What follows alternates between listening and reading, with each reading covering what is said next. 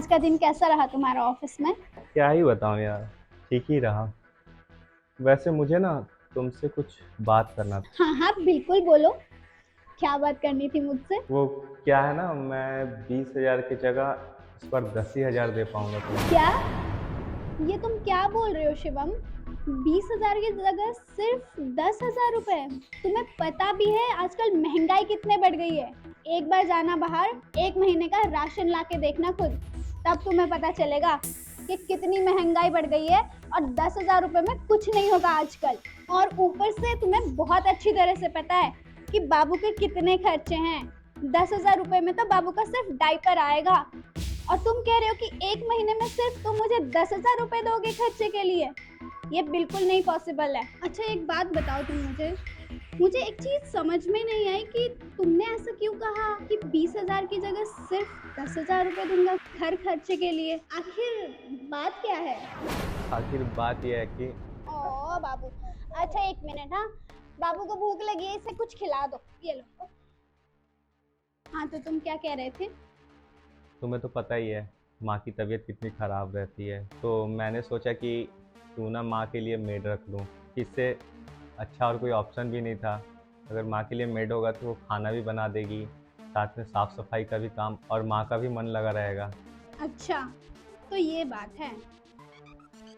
साफ साफ ये क्यों नहीं बोल देते कि तुम्हें अपनी माँ को अय्याशी करवानी है, इसलिए तुम मुझे पैसे कम दोगे। तुम्हें तो मेरी परवाह है नहीं, और साथ साथ बाबू की भी कोई परवाह नहीं है, जबकि तुम अच्छे से जानते हो उसका कितना खर्चा है। जितना हम सबका खर्चा होता है उसका अकेले का खर्चा है। बच्चों का खर्चा मजाक नहीं है आज के टाइम पे, और महंगाई इतनी हो गई है कि बस पूछो मत। मुझे नहीं पता, मुझे पूरे पैसे चाहिए महीने के, चाहे तुम कुछ भी करो। अपनी माँ को तुम भेजो ना भेजो, उससे मुझे कोई फर्क नहीं पड़ता। ये तुम कैसी बात कर रही हो गौरी? अगर मुझे माँ को अय्यासी ही करवानी थी तो फिर मैं तुम्हें क्यों पैसे देता? तो सारे पैसे मैं माँ को नहीं दे देता। और हाँ, एक बात बताओ गौरी, अगर माँ के लिए मेड रखना एक अय्यासी है तो तुम जब से यहाँ आई हो तुम भी तो किचन का काम करती हो, और मैं भी तुम्हारे पीछे जो पैसे खर्च कर रहा हूँ वो भी एक अय्यासी है। अरे तो क्या करूँ, वो मेरी सास है।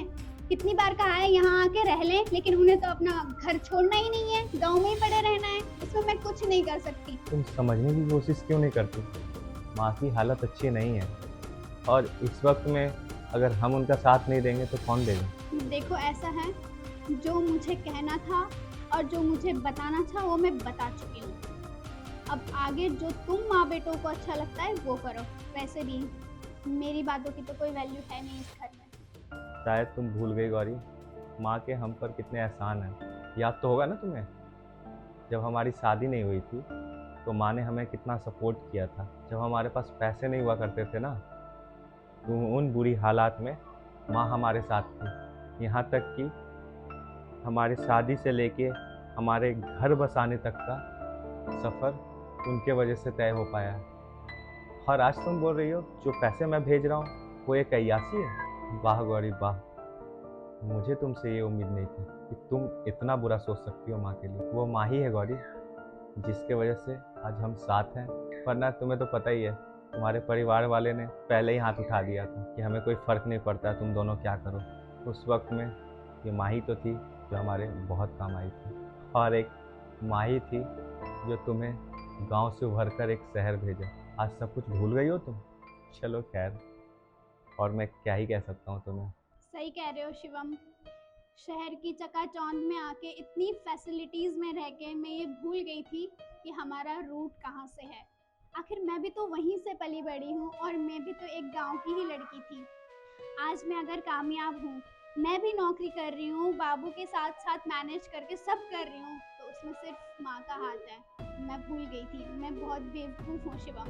अच्छा हुआ तुमने मुझे सब याद दिलाया। ऐसा करो, तुम बेझिझक माँ को पैसे भेजो। अब मैं अपनी जॉब दोबारा से रिजॉइन करती हूँ। बाबू भी बड़ा हो गया है, और रामू काका इसको देख ही लेते हैं वैसे भी। ठीक है, और रही बात माँ की, जो मैंने शब्द उनके लिए कहे मैं उसे वापस लेती हूँ। अब हम दोनों मिलकर काम करेंगे और माँ को पैसे भेजेंगे, उनका सारा ख्याल रखेंगे। तुम बिल्कुल परेशान मत। Thank you so much Gauri, मेरे फीलिंग्स को समझने के लिए। परिवार चाहे कितना भी दूर हो, लेकिन कहते हैं ना अपनों का साथ ना हो ना तो पूरी ज़िंदगी अधूरी लगती है। और माँ तो माँ होती है ना।